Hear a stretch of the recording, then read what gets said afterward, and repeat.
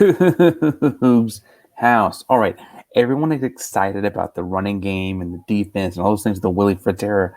But what if I told you that there's excitement to be had about a very special, very young receiving corps?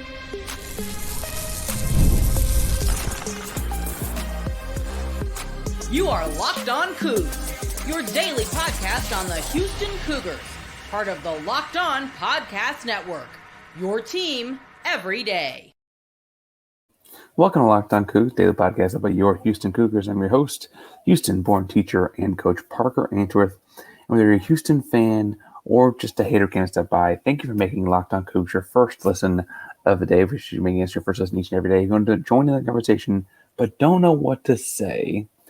Tell us.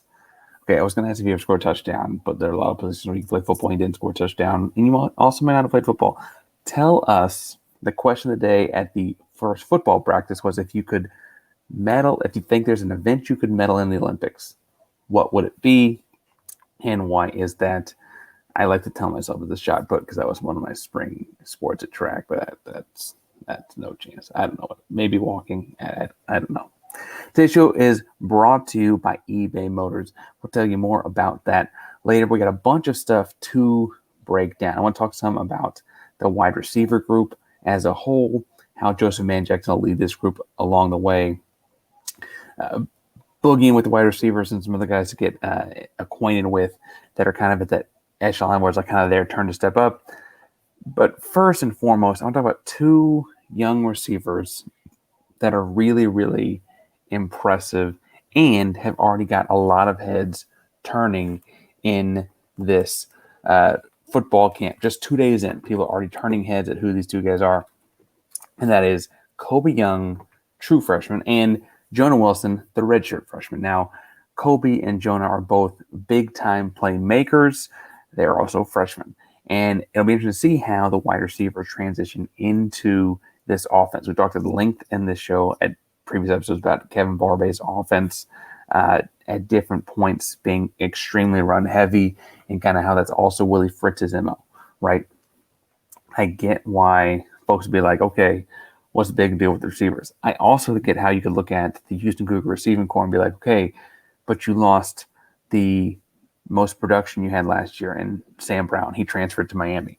You lost a ton of talent when Matthew Golden went down the road to UT Austin, right? You think about these guys left the transfer portal amongst that coaching change, and you're like, okay, that is a bad sign. I'm telling you, Koby, Jonah, and this group have a young core that is actually a good sign. So Koby Young is a 6 foot, 175-pound kid, and I think a lot of people get this idea like he's kind of unassumingly big. He played at Holy Cross High School in Louisiana, and a lot of Houston folks are like, what? Highly touted recruit, but who is this guy? Again, he's a 4-star, high-end 4-star on Rivals, a top 15 player in the state of Louisiana on all of your different recruiting websites and stuff like that. I think what's fascinating about watching his high school tape and what he'll bring to Houston is he opens up the whole deep half of the route tree. And what I mean by that is that on route tree, you have like odds go one way, evens go the other, like 1, 2, 3, 4, 5, and so forth, different slants, outs, ins, drags, curls, etc. Right? The entire deep half of that route tree, and every offensive coordinator might do a little bit different things here or there, but all the 9 route, the 8 route, the 7 route, all the deep stuff, right? Koby Young's speed off the ball opens up a lot of that. I thought he was impressive as a high school kid, catch the ball in traffic. And then I think what really makes him someone that has a chance in the field this year is as a high school player. Understand, appropriate grain of salt. As a high school player, he was really an impressive wide receiver blocker at the high school level. And I say all that with those kinds of precursors because obviously it's a much different task to block a college safety than a high school safety. But he was extremely physical at the point of attack for a 175-pound high school kid. And I say that to say that, like, sometimes blocking is as simple as angles and want to.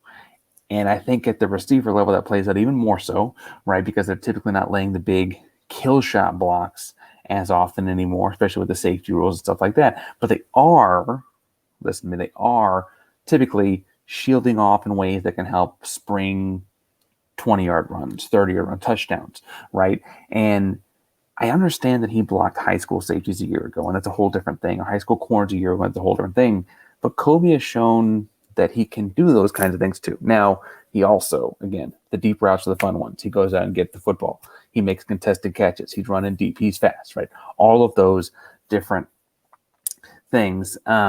He had a game last year 300 yards. He had a bunch of kickoff returns that went over 40 yards, and like he's a speedster, and I think that speed translates at some level. 4.3 is 4.3 is 4.3, right? And I say that to say that combination, speed, contested catches, running the deep stuff, right? Blocking, doing the dirty work. That actually pairs very well in what Barbay is trying to do, right? Barbay is run the ball, run, bang, run, bang. Well, if you got a guy that's willing to block and can have the deep route concept, like that works well. So I understand freshman receivers. It's one of the easier positions to play as a freshman, but it's really hard to get on the field as a freshman. I think that Koby's got a shot. He's a dynamic playmaker that will make a big impact in this program at some point. It's just, does he do it this fall? I kind of think he does, and the only person I can see getting his way is fellow freshman, redshirt freshman, Jonah Wilson. Now, Jonah's from Houston, went to Caney, but also played 4 games last year, had a gigantic 60-yard touchdown against Oklahoma State in those 4 games before ultimately he played the 4 games so he could keep his red shirt, right? So he didn't lose his eligibility. That touchdown against Oklahoma State at the time did, I should point out, put Houston up 14-3 at the time. It was kind of like with these kind of speedsters coming off the bench that we didn't necessarily use because of the red shirt, it was kind of, the momentum. We talked a lot last year about Houston playing 2 halves, a bad half and a good half. They opened up with a good half against Oklahoma State, and that was because of guys like Jonah Wilson out there playing. He only had a couple of catches in college, one of which being that 60-yard touchdown. I do think, though, when you go back to his high school tape, again, high school talent, I know the difference. I already knew that once. I do think that he also made contested catches. He wasn't as much of the deep route guy, actually, which I think is fascinating that he had the 60-yard bomb. Remember him from last year. He's more of the little guy. He's not a giant. He's 6'2", 200. That's what they list him at anyway. He might be a little bit stronger than that at this point. Who knows, right? 6'2", 200, not a giant, but he is kind of the guy that's going to make the contested catch, kind of the Usum route under safety over linebacker, over Mike, right? Usum, USOM, under safety over Mike. Kind of that little window there. That's where he's catching the ball a lot in contested routes. And I don't know. I think that combination of young receivers, and there's other young receivers here. They're just the 2 headliners, Jonah and Koby. I think that that's a really strong pair that maybe not exactly 1-to-1 right after it's it, but that's a really strong pair to be replacing Sam Brown and Matthew Golden with 18 months after having to replace Tank Dell, right? Keyshawn was there too, I guess, but Tank Dell's being the pro, right? And so I think the young group is really talented and poised to take over. Again, receiver is the easiest position for a freshman to step in and play. I think both of these guys, Jonah and Koby, have skills that translate into this offense very well. I would think a good dynamic offense is rotating receivers. Houston didn't do that last year. Houston had trouble with what I would call being dynamic last year, right? I think that they're going to make an impact very, very quickly. I also could see it going to some guys that have been around a little bit longer, namely a guy who goes by the name of Boogie. he's a fan favorite. I like Boogie a lot. We'll talk about him in a second. But first, we're talking about putting together a championship kind of team. Your championship kind of ride needs passion, drive, and patience. That's the formula for winning championships, and it's also what keeps your ride or die alive. eBay Motors has everything you need to maintain your vehicle and level up to peak performance. Superchargers, roof racks, exhaust kits, LED headlights, and more. Whether in speed, power, or style, eBay Motors has got you covered With 122 million parts for your number one ride or die, always find exactly what you're looking for and the eBay Guaranteed Fit. Your parts guaranteed fit your ride every time or your money back because the eBay Motors are burning rubber and not cash. The parts getting the prices you want, it's easy to make your car the MVP and bring home huge wins. You ride that or die live at ebaymotors.com. Eligible only, exclusions apply. eBay Guaranteed Fit is only available to U.S. customers. All right, the more natural fit, I think, here for Houston is Boogie Johnson stepping up and being a big-time playmaker. Now, Boogie had kind of a roller coaster of a year for Houston last year. He was transferred into a sophomore, having to get to play some at Oklahoma State. And Boogie did, between special teams and traditional offensive reps, get to play in every game last year, right? So it's not that he never saw the field at all. But he had games like West Virginia, where he has the game-winning 49, I guess it was a 50-yard touchdown. Big, tip ball. He catches it, runs the end zone. Play of the season, far and away. First Big 12 victory, etc. He has that kind of a game. He had another touchdown earlier in that game, actually. And then he has games like Rice, where he starts in the slot and only gets a couple catches. Right? He has games where he played only special teams. So that roller coaster of a season kind of makes it hard to predict, well, what Boogie Johnson do we get this year? It did feel like with last year's staff, and I'm not going to sit here and belittle them the whole time, but with last year's staff, it felt like instead of rotating receivers, they kind of had their core three, and they went with them all through and through. And then it did feel like Boogie was kind of like, well, if anyone gets hurt, anyone has a bum ankle, if anyone breaks a shoelace, he's the one pulling it, right? And I think that speaks to the talent he walks on the field with. I was really impressed with his footwork. If you watch his feet in and out of breaks, if you watch his offseason stuff, footwork ladder, his feet are incredible. Like top tier Big 12 athlete, incredible. That's how he ended up at Oklahoma State in the first place, right? He has burner speed, meaning he can run straight lines really fast. His footwork is really good, so he doesn't lose that speed a whole lot in and out of breaks. I think he's most effective, though, because the two in like the deep half of that route tree that we talked about earlier with Koby. I left last year wishing he had played more. I think this year he's probably the second receiving threat. And I think that means we're going to see a lot more balls go his way, but also kind of that deep stuff go his way, because we talked to the offense, run, take a shot, run, take a shot, right? And I think with his combination, he's 6 foot, 180 pounds, got the speed, got the footwork, showed the hands, and frankly, some clutch gene aspects of coming up with the football at the end of the West Virginia game, if you buy into any of that stuff, right? I think it's a good chance that he's that number 2 guy this year. I think another guy you could be, as far as having the same kind of speed, is Mekhi Mews. He's made a lot of noise as far as transferring as a punt returner, a kickoff returner. He came to Houston from Georgia, though. University of Georgia, national championship Georgia. Yeah, those guys. He spent 3 seasons at Georgia, was kind of just a rotational returner, has dynamic speed. He came to Houston, I think, for 2 reasons. It looks like unofficially reading through the internet, 2 reasons, right? This is not because I've spoken with Mekhi, but looking through the internet, the couple reasons people are coming up with is, first, he was just a rotational returner at Georgia, right? They got a ton of team speed, and he's 5'8", $185. They weren't putting him in all the time, right? Houston, he'll be the returner, right? That's what he goes. Okay. The other thing is, and we've seen Houston do the small return deal in the past, so we're not scared to play him at 5'8", is he'll get more looks at receiver at Houston than he will in the crowded receiver room at Georgia, right? And he's got the kind of speed we're talking about a number 2 receiver having at the University of Houston, right? Again, really, I can't find a 40 time. I look high and low for one. But shows up on the returning film, shows up in the practice film. I mean, I thought you could see some of the spring game last year. He's got it.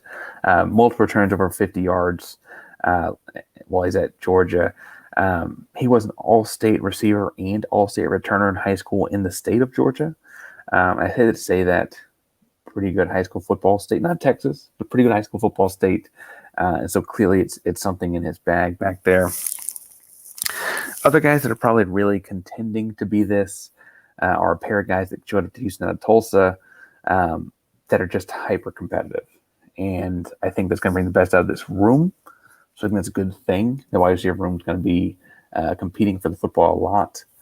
But both Devan Williams and Marquis Shoulders transfer into Houston from Tulsa and kind of have like their biggest attribute being that they compete. They compete for the ball in the air. They compete while they're making blocks. They compete while they're doing all kinds of different things on the football field. Devan Williams, I guess, was healthy longer last year for Tulsa, but used a lot less. 6'1", $190, had 2 touchdowns while he was at Tulsa last year. He's from Temple, Texas, right? So he's coming closer to home. Marquis Shoulders played just 5 games last year, was hurt, was a much more used receiver in those 5 games, had 5 touchdowns in those 5 games, and is a Katie Tompkins kid. Just 5'9", $170, but I think that coming home will be nice for him.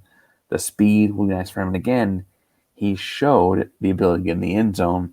He just got hurt last year, shoulder injury. So I not just because shoulder injury. I think that speed's going to play out in separation. He's more of a slot guy. I wonder how that plays into this stuff. Some of the RPO stuff, a quick slot guy could be big time. So Shoulders, Mews, big time, right? Some of the RPO stuff on the outside receivers, they're going to be needing to run deep. That's when you might see Koby Young, Jonah Wilson, Stephon Johnson, Stephon being Boogie, right? I think that all of those guys create a very dynamic wide receiver room, right? You've got the deep threats. You've got the over-the-middle threats. You've got the short, shifty slot guys, right? You've got a bunch of different tools in the toolbox for Kevin Barbay, the offensive coordinator, to use in an offense that, frankly, needs to be intentional about when certain receivers are on the field, right? I understand people worry about giving stuff away with personnel, but truthfully, this receiver group has a bunch of different talents, and Houston's going to need to be efficient in picking who's on the field when, because they have to maximize all of those talents because they're not going to have the ball in the air enough, I don't think, to be able to just kind of, we'll burn that play if we have the wrong guy. They can't do that, right? I'm not saying to take a timeout 3 minutes into the first half because you have substitution wrong. I do think that it's going to be a constant. Well, if you see 3rd and 8, you see Boogie, you see Jonah, you see Joseph Manjack, right? If it's 3rd and 4, you see Marquis, you see Malik Carr, the tight end, and you see Manjack. I think those are the kinds of things that are going to be interesting to see what Houston does in those first couple games against UNLV and Oklahoma. I also think, if we're being frank here, they're obviously going to play to beat UNLV. I don't mean that. I can see this being the kind of team, though, that has something extra for wide sets, something, because Joseph Manjack's got this versatility we'll talk about in a second, something to go with getting ready to play Oklahoma in week 2, right? Like, what do you keep in the back pocket? Is it some version of this personnel set with all the different talents at the wide receiver spots?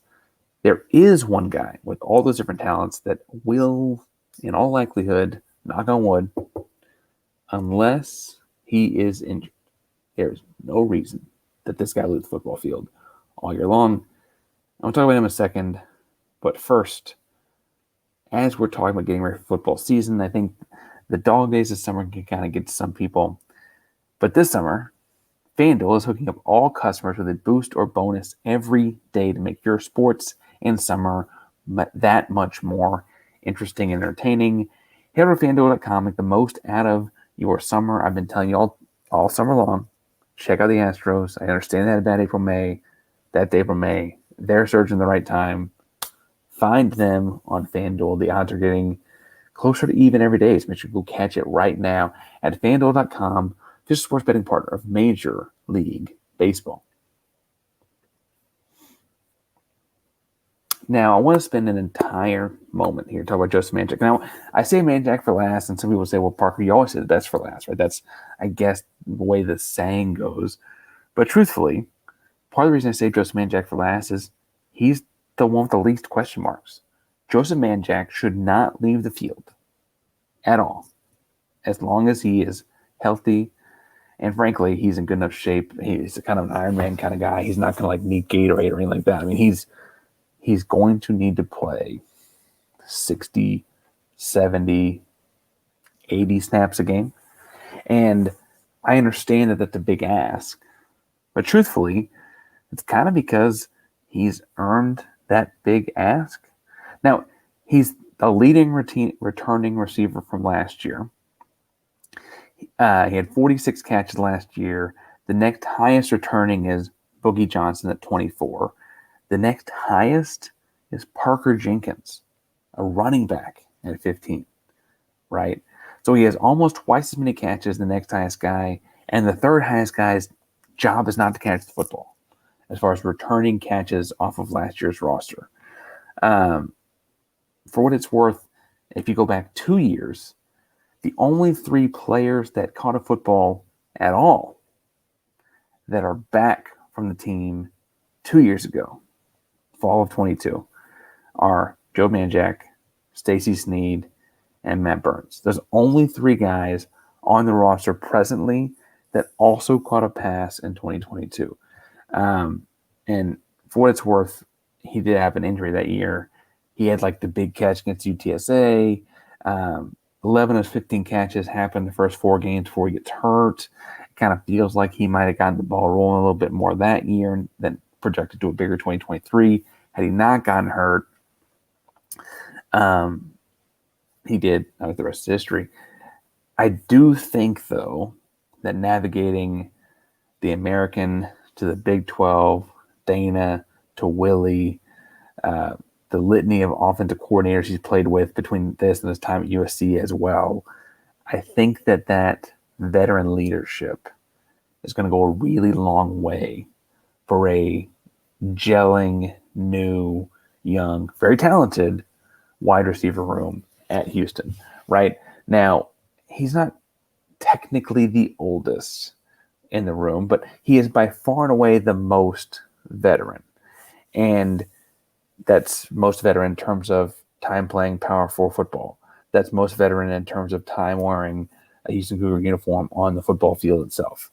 That means most veteran in terms of having any sort of a connection with Donovan Smith, the quarterback, right? All of those things are things that he just has more of than everyone else. And Manjack's a great person for this role. I'm not worried about it at all, and I don't think anyone else should be.